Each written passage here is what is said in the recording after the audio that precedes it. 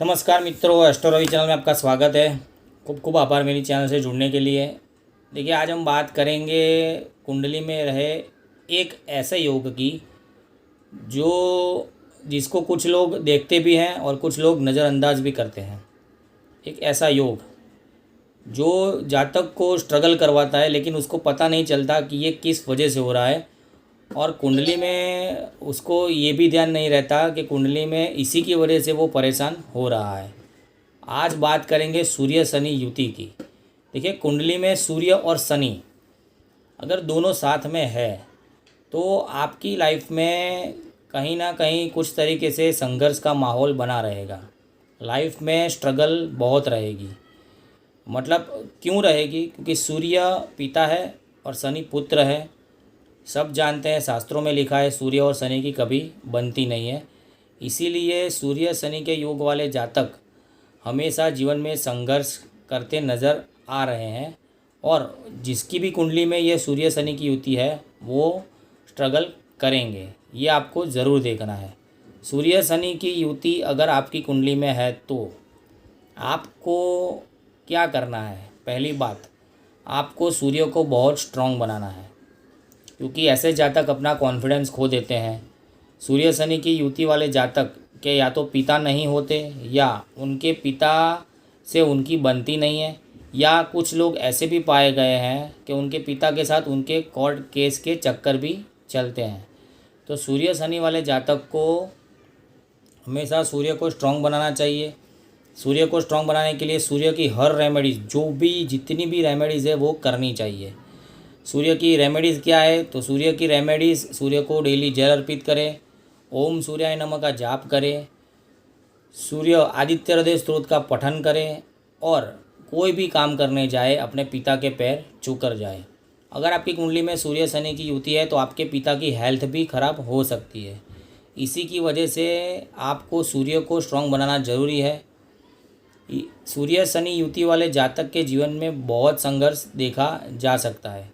अब ये कैसे इफ़ेक्ट करेगा? तो ये सूर्य शनि की युति किस स्थान में है, मतलब कौन से स्थान में युति है, वो देखकर ही पता चलेगा कि जातक को कैसा संघर्ष करना पड़ेगा। देखिए, अगर फर्स्ट हाउस में है तो जातक खुद के लिए बहुत स्ट्रगल करेगा, खुद को आगे आने के लिए, खुद को जीवन में कुछ ना कुछ बदलने के लिए, ये सब चीज़ों के लिए जातक बहुत संघर्ष करेगा। अगर सूर्य शनि दूसरे भाव में है, सूर्य शनि अगर दूसरे भाव में है तो जातक को जीवन में अपने धन के लिए, कुटुंब के लिए, अपनी वाणी के लिए, मतलब उनकी स्पीच अच्छी नहीं होगी। धन और कुटुंब के लिए उनको बहुत संघर्ष करना पड़ेगा। सूर्य शनि तीसरे भाव में है तो शनि तीसरे भाव में अच्छा फल देता है, लेकिन अगर ऐसा जातक अगर विदेश जाना चाहता है तो उनको बहुत परेशानियों का सामना करना पड़ेगा। और उसके साथ साथ उनके भाई और उनके जो नज़दीकी है पड़ोसी, उनके साथ उनके रिलेशन अच्छे नहीं रहेंगे। सूर्य शनि चतुर्थ भाव में हो तो, अगर सूर्य शनि चतुर्थ भाव में हो तो उनको उनके जो भी इनकी इच्छाएं हैं वो इच्छाओं को लेकर उनको कहीं ना कहीं परेशानी होगी।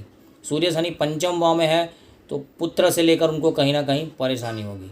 सूर्य शनि छठे भाव में है, नौकरी से लेकर परेशानी होगी, रोग से लेकर परेशानी होगी, छिपे शत्रु ज़्यादा होंगे। सूर्य शनि सप्तम भाव में है तो, अगर सप्तम भाव में सूर्य शनि की युति है तो जातक को अपनी पार्टनर, अपने रिलेशनशिप और अपनी पत्नी से या अपने पति से ज़्यादा तनाव महसूस होगा। सूर्य शनि अष्टम भाव में है तो ऐसे जातक को मृत्यु तुल्य कष्ट मिलता है, और कहीं ना कहीं ऐसा रोग होता है कि वो जल्दी, मतलब उसका जल्दी इलाज नहीं हो पाता। सूर्य शनि नवम भाव में बैठा है तो, अगर ये युति नवम भाव में है तो आपके भाग्योदय में कहीं ना कहीं रुकावट आएगी। आपका भाग्योदय इतना जल्दी नहीं होगा।